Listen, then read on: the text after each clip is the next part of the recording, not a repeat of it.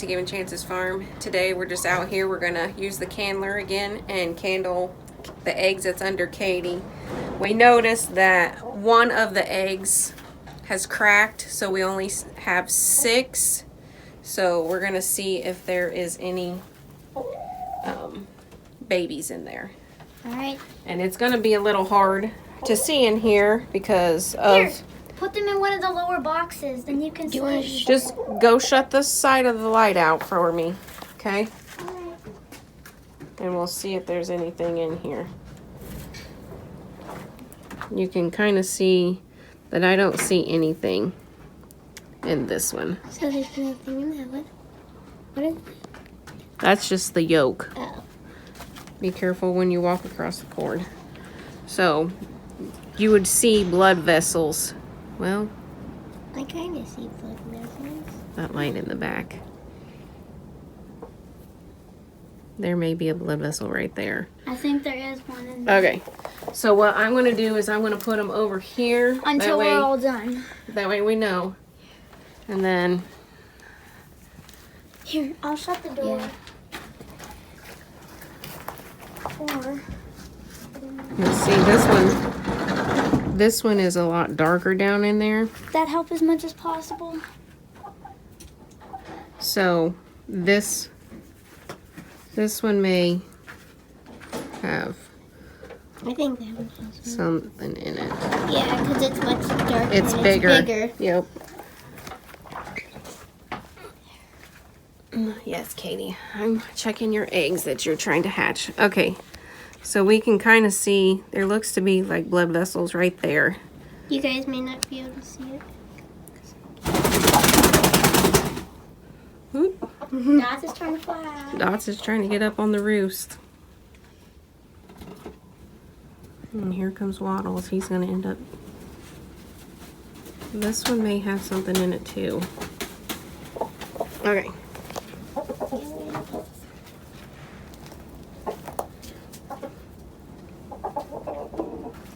I see one. I think it's a two. Looks like there may be something right there. So that one may be good too. Alright. Got the last And right there looks like something's in there. Yep, because see, right there's like an eyeball. Or that could be the heart. It's staring at us. Because it's a lot darker. Could So you point to it again? right here. Oh, yeah. See the dark circle? Okay. Excuse me. All right. have the So last you egg. have the last one, so I'm gonna... I'll help you carefully move them over. She's trying to... It's like, what you doing with my eggs, woman? Watch it, she's gonna come Okay. down in there. Alright, quick. Before Katie comes back. Hey. Let's see. Katie's below you. I know where she's at.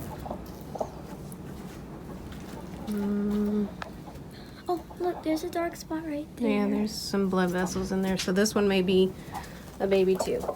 So, Katie! Wait, do you think... 6 babies! Do you think...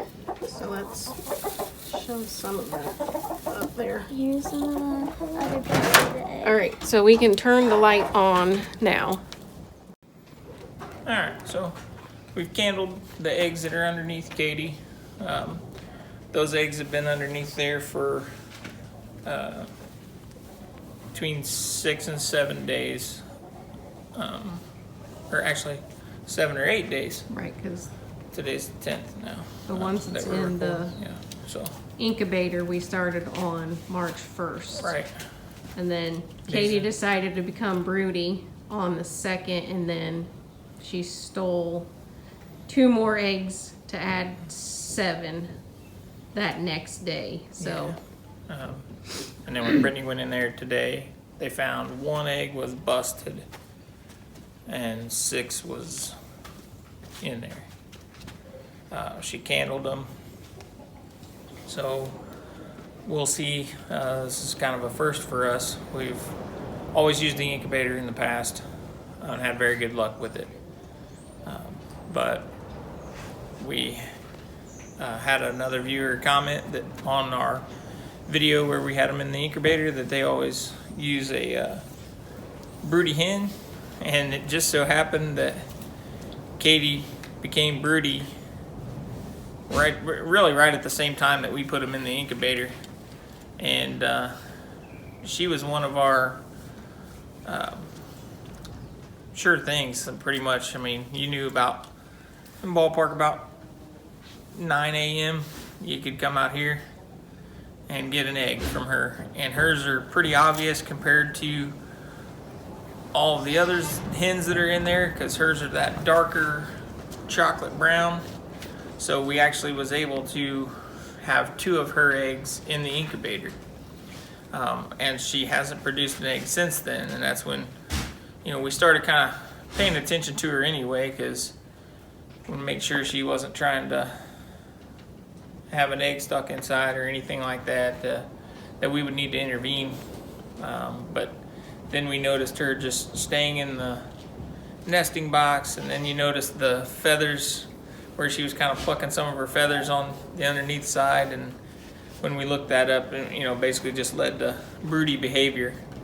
And then when, like I said, when one of our viewers commented that they use the hens to hatch theirs out, we're like, okay, let's give it a shot. There's some in there. We'll just, whatever's in there for that day is what we did, and there was 5 eggs that day, so we decided to leave them in there. And then the next day we come out and checked her, and she had 2 more in there. So Brittany marked them so that we knew if any of them was added to it or not. And it actually even looks like today when we were candling them, she's rubbed the mark off that Brittany put on there. So we'll have to use something different to mark them next time. But we've been collecting all the other eggs. We come out here a few times a day just to make sure we got the other eggs without her bothering them. So that way we can keep track that there's just that many underneath her. So we'll be able to have those eggs in here hatch out, and then we'll see about how we go about separating her from those chicks at that time.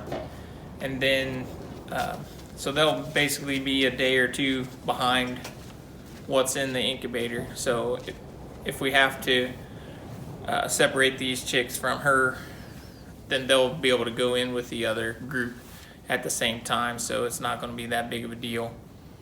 We'll be able to put them over in the brooder. By that time, the ducks should be coming out of there. And then, honestly, it didn't even hit me until just right now as I'm doing this video.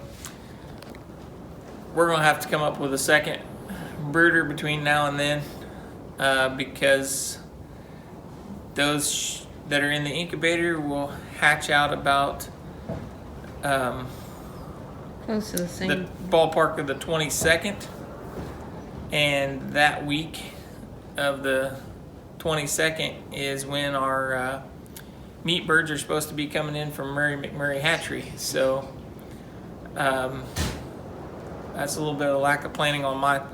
When you order the birds in advance as far back as we did, it kind of, you lose track of it until you get the email. And I just remember reading the email just the other day that said, you know, pending the stuff going on right now with the post office and the hatcheries, if everything is going on time at that time, Murray McMurray says that they'll have no problem on their end of getting them shipped out. But if the post office is still delaying things or anything like that at that time, then we'll deal with it when that time comes. But not that big a deal. That brooder was made out of a shipping crate. I have more of those Well, boards around go here back, if I had to, but I could go and put another one together. It's not that big a deal. We have more heat lamps. Well, Or I could even switch it to where, because this whole area in here is set up as a chick coop. That whole stall is, because in the past years when we had our laying flock in this stall, and we had our brooder over here in this stall. I had it set up to where all I have to do is shut that stall door and drop the ramp on the brood box, and then I could even hang feeders and waterers, more heat lamps in that whole area if I needed to. For that matter, I could even run boards down through there and section it off into smaller areas. They would just be open topped, so I'd have to watch the heat elements a little bit more to make sure they're keeping warm. But I mean, we got them at the end of March on purpose because the temperatures around here will be a little bit warmer by now. We're kind of in an unseasonably warm time frame right now. It was almost 70 degrees today. I mean, it was at 7 o'clock this morning, it was already like 54, 55, and that for this time of year around here is normally our high for the day, if that even. So, but we've got, with this wind that's going on right now, we've got thunderstorms and cooler weather coming in overnight. So that's going to change us back down to what we're, everybody's like, oh, it's going to get cold again. I'm like, cool, it's Indiana and it's March. It's supposed to be cold still. So you just learn to live with it and move on. So, but like I said, it's not going to be that big of a deal, other than we'll have a little bit of adjustments because we're taking on the largest number of meat birds at one time also this go around too. So last year was our first year with meat birds, and we did 2 rounds of Cornish cross. 20, right? But we had the first go around we did 10 reds. 10 reds, 10 Cornish. The second round we did 20 Cornish cross. So this first go around we have 54 Cornish cross coming. So it'll take a little bit of maneuvering to get them in here, because we're only going to keep them inside for max 3 weeks, and then they'll be going outside into a chicken tractor. And then that'll be the other thing that, last year we used 2 small A-frame tractors, which were fine for, I think when I measured them out, they were, I'm trying to remember what the measurement, I know they're 8 foot long. I think they're maybe 5, I think they're 5 foot. So that's, like 40 square feet basically. So divide that by 2, each one of them would hold about 20 birds, roughly. Because I know like the Joel Salatin, I think he goes off of like 1.6 per bird, but just for round numbers and easier to do the math in my head, I use 2. So, with those Cornish cross, I mean, I could get by with putting 20 in each one of those if I wanted to, but my thought is to build something different than I could put all of them into one tractor and move it from time to time. We also have out here in the chicken run right now, we've got a 1 roll of the Premier One poultry netting. So I could always use that out there also and let them go in that during the day, and then give them some kind of shelter for the nighttime and make sure they're locked in to keep the predators away. So that's also an option. But the biggest reason for getting the Cornish cross at the time we are getting them is we noticed last year the second batch that we did was in warmer weather and they didn't do quite as well. You could see them kind of panting, even though the chicken tractor had an area where they could get into the shade. But they didn't seem like they grew as... Yeah, they didn't seem to grow near the same as the first batch did.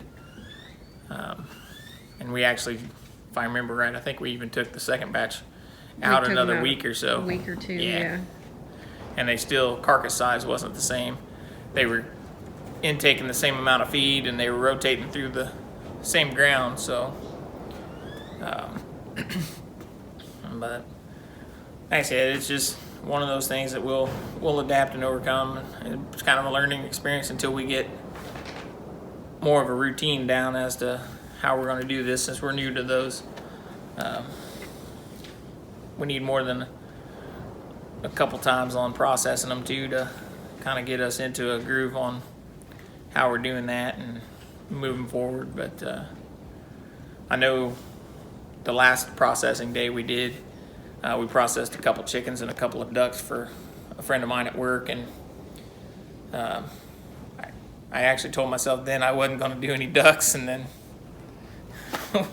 we ended up with 3 ducks for the girls. We weren't going but- to process any ducks. Yeah, true. I'm not, but We got these specifically Yeah. for egg laying. yeah. But the other side of it though is knowing what I know from processing them the last time till now.